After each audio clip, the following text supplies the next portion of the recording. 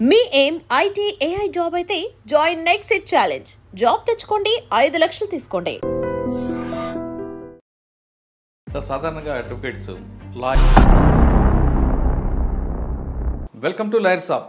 ఈ వారం మన గెస్ట్ ఖమ్మం జిల్లాలో ప్రముఖ డిఫెన్స్ అడ్వకేట్ వి శ్రీనివాసరావు గారు ఉన్నారు. శ్రీనివాసరావు గారు అడిగి ప్రతి కేసులో ఎందుకు నిందితులకు శిక్ష పడట్లేదు, ఎందుకు తప్పించుకుంటున్నారు విషయాన్ని సార్ అడిగి తెలుసుకున్నాం. సార్ నమస్తే. నమస్తే సార్, సాధారణంగా అన్ని కేసులు చూస్తుంటే కేసు ఎఫ్ఐఆర్ విషయం తర్వాత నుంచి ఇన్వెస్టిగేషన్ వరకు ఉన్న హడావడి ఛార్జ్షీట్లోకి తగ్గిపోతుంది. తర్వాత కన్విక్షన్ రేట్ వచ్చేసరికి పూర్తిగా పడిపోతుంది.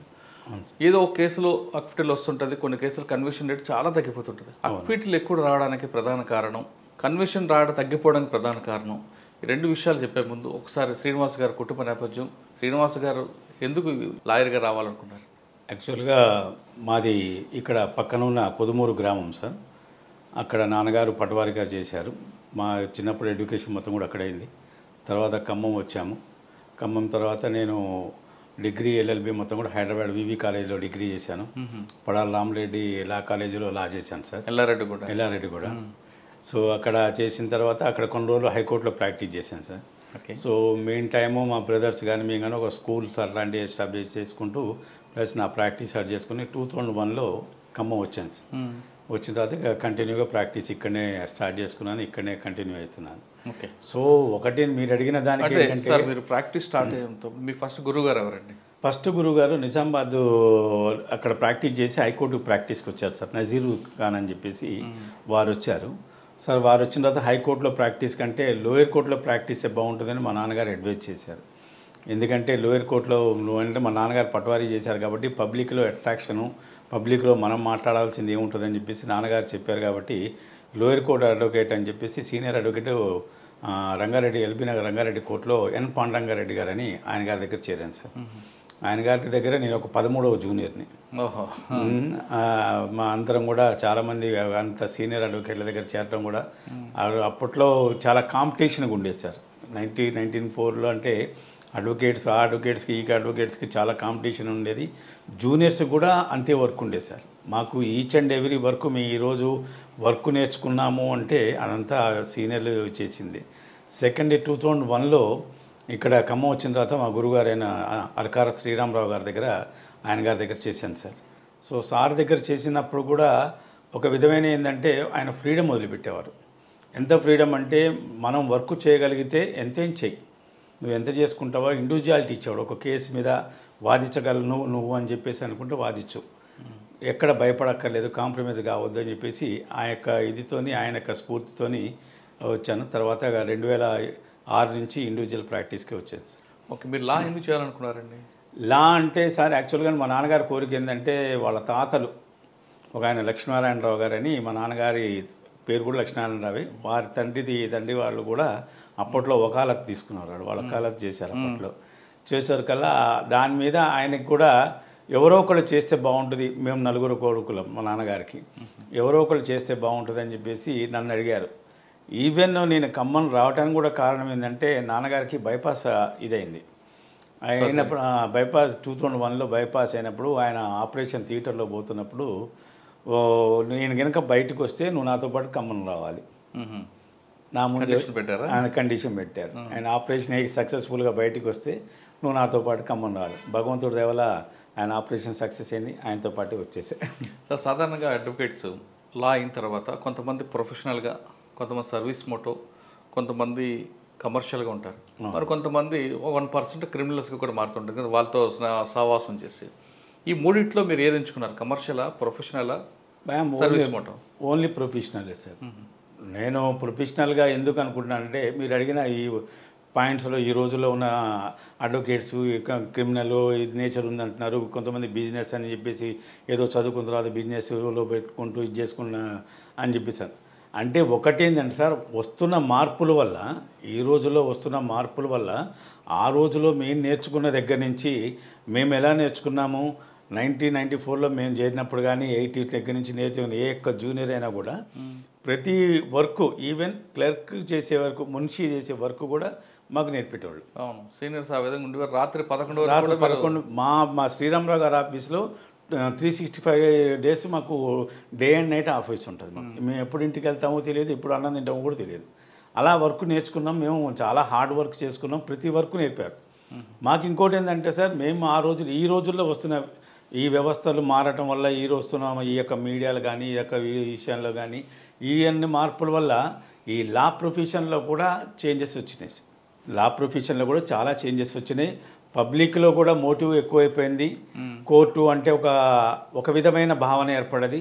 ఒకప్పుడు కోర్టు అంటే ఒక విధమైన భయం ఉండేది.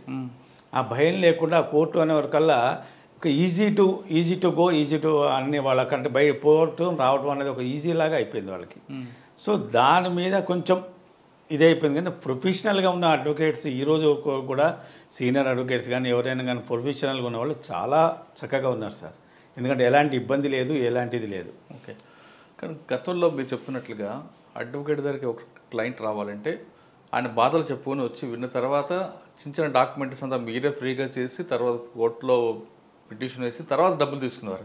ఇప్పుడు ముందు అడ్వకేట్కి అపాయింట్మెంటే డబ్బులతో స్టార్ట్ అవుతుంది కదండి సార్. అది ఏమైందంటే ఇవాళ రేపు అంటే వాస్తవంగా చెప్పాలంటే మా ఖమ్మం జిల్లాలో కానీ ఇక్కడ డిస్టిక్ వైడ్ అంటే not only Khammam, district wide కోర్టులలో ఎక్కడ కానీ అడ్వకేట్స్ ఎక్కడ కూడా ఓపెన్ చెప్తున్నారు, ఎక్కడ కూడా ఈ యొక్క పద్ధతి రాలేదు, ఇంతవరకు రాలేదు. క్లయింట్ రావడమే ఒక గొప్ప అన్నట్టు ఈ రోజుల్లో ఉన్నారు. కానీ కార్పొరేట్ ఎప్పుడైతే స్టార్ట్ అయిందో sir, I'm sorry to say, corporate ఎప్పుడైతే స్టార్ట్ అయిందో ఆ కార్పొరేట్ వ్యవస్థ అనేది వచ్చేకల్లా ఈ యొక్క పేమెంట్స్ అన్నది కానీ ఏది కానీ ఇవాళ రేపు గెలిచిన తర్వాత కూడా అడ్వకేట్కి డబ్బులు లేకుండా వెళ్ళిపోయేటోళ్ళు కూడా ఉన్నారు సార్. ఓపెన్. ఎందుకంటే గెలిచిన తర్వాత వాళ్ళకి డబ్బులు రేపు ఇచ్చలేదు సార్, మా వాడు రాలేదు సార్, అది రాలేదు సార్, ఇది రాలేని. కానీ ఇప్పటికీ ఆ వెనకటి అడ్వకేట్లు ఆ ఇచ్చే 10 రూపాయలని తీసుకుంటున్నారు, వాడు ఇచ్చే 2 రూపాయలని తీసుకుంటున్నారు. కానీ కార్పొరేట్ వ్యవస్థ అయితే ఎప్పుడైతే వచ్చిందో ఆ వచ్చేవరకల్లా ఇది చేంజెస్ అనేది చాలా వచ్చింది సార్. దాంట్లో ఉన్న వాస్తవం అయితే ఎందుకంటే డిస్టిక్ లెవెల్లో అయితే ఇంతవరకు కూడా ఈ రోజు కూడా మీరు ఒకటి అబ్జర్వ్ చేయండి.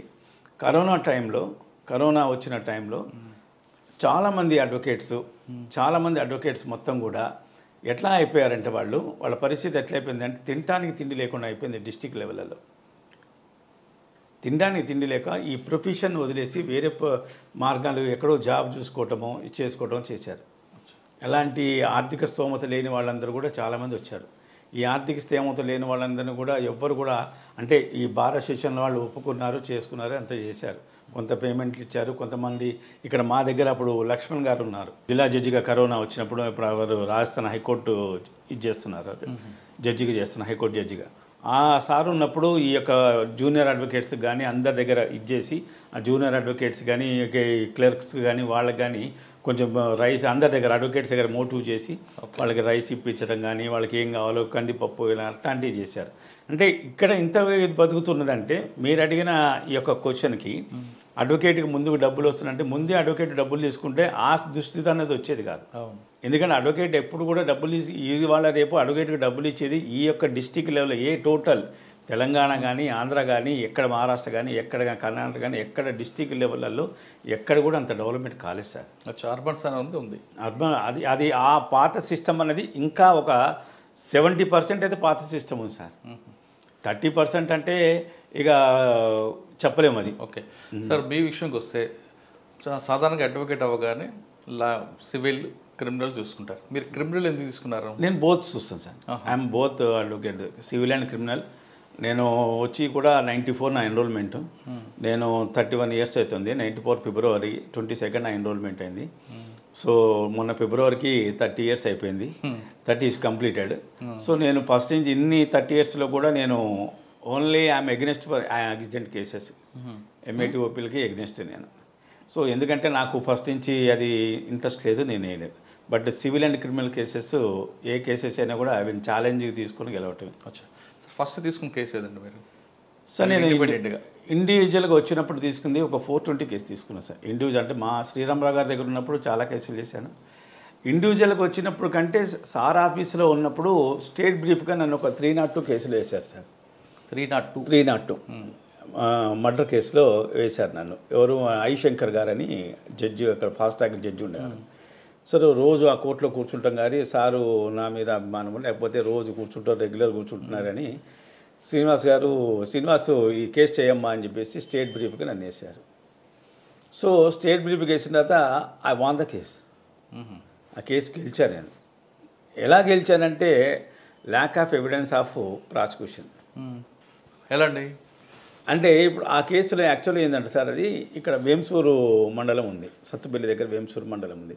ఆ వేంసూరు మండలంలో ఒక భార్యాభర్త ఉంటారు. భార్యాభర్త ఉంటే భార్యాభర్త ఇద్దరు కూడా వీరు బాగా తాగుబోతు అయితే వాడు ఏం చేస్తారంటే రోజు భార్యను కొడుతుంటాడు.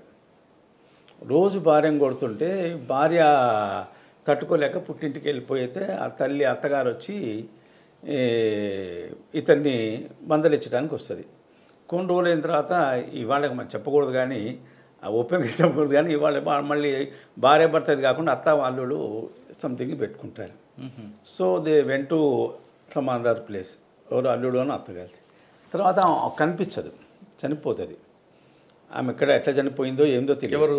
అత్త చనిపోతుంది, వేరే చోటుకి వెళ్ళిపోతుంది, చనిపోతుంది. ఆమె చనిపోయిన తర్వాత వీడే చంపాడని చెప్పేసి కేసు. ఎవరు ఇక ఇక్కడ దాదాపు 6 నెలలు 7 నెలల తర్వాత కేసు రిజిస్టర్ చేస్తారు. అల్లుడి మీద కేసు రిజిస్టర్ చేస్తారు. వీడు ఆమె అక్కడ చనిపోయిందా లేకపోతే అక్కడి నుంచి ఆమె ఎస్కేప్ అయిందా ఏది తెలియదు వీడికి. వీడు మళ్ళీ వీడికి వచ్చేస్తాడు. వీడు రాగానే వీడి మీద కేసు ఇచ్చేసి వీడి మీద 302 పెడతారు. 302 పెట్టారు కదా, ఆ 302ని ఎట్లా ఎస్టాబ్లిష్ చేయాలనేది చేయలేకపోయారు.